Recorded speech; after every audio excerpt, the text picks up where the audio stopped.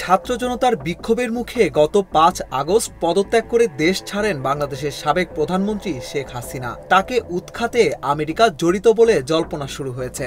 শেখ হাসিনা নিজেও এ কথা বলেছেন বলে এক প্রতিবেদনে দাবি করে ভারতীয় সংবাদ মাধ্যম ইকোনমিক টাইমস। তবে এসব অভিযোগ মিথ্যা বলে দাবি করেছে আমেরিকা। শেখ হাসিনাকে উৎখাতে আমেরিকার ভূমিকা ছিল না বলেও দাবি করে দেশটি।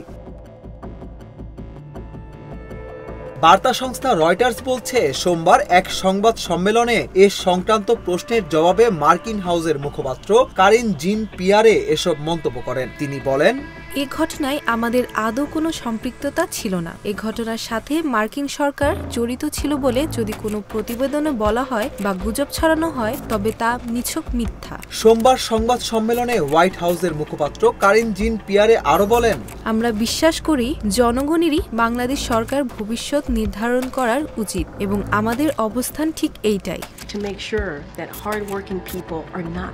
গণ আন্দোলনের মুখে ক্ষমতাচ্যুত হওয়ার পর সম্প্রতি নীরবতা ভাঙেন সাবেক প্রধানমন্ত্রী ও আওয়ামী লীগ সভাপতি শেখ হাসিনা। ভারতে অবস্থানরত শেখ হাসিনা মন্তব্য করেন, তাকে ক্ষমতাচ্যুত করার জন্য দায়ী আমেরিকার মতো বিদেশি শক্তি। ভারতীয় সংবাদ মাধ্যম ইকোনমিক টাইমসের এক প্রতিবেদনে এ তথ্য জানানো হয়। হাসিনা সরকারের সঙ্গে বহু বছর ধরে আমেরিকার সম্পর্কে টানাপোড়েন ছিল। চলতি বছরের জানুয়ারির নির্বাচনের আগে তিনি বলেছিলেন যে বিমান ঘাঁটির বদলে ক্ষমতায় ফেরার প্রস্তাব দিয়েছিলেন এক শ্বেতাঙ্গ ব্যক্তি। ওই নির্বাচন নিয়ে নেতিবাচক মন্তব্য এসেছিল আমেরিকা থেকে।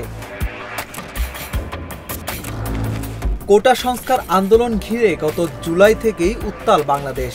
পরে এই আন্দোলন রূপ নেয় সরকার পতনের আন্দোলনে। গণ আন্দোলনের মুখে গত ৫ আগস্ট প্রধানমন্ত্রীর পদ থেকে পদত্যাগ করতে বাধ্য হন শেখ হাসিনা।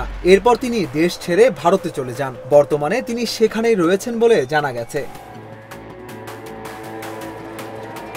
এরই মধ্যে গত ৮ আগস্ট শপথ নিয়েছে অন্তর্বর্তী সরকার। প্রধান উপদেষ্টা করা হয়েছে শান্তিতে নোবেলজয়ী অর্থনীতিবিদ ডক্টর মোহাম্মদ ইউনূসকে।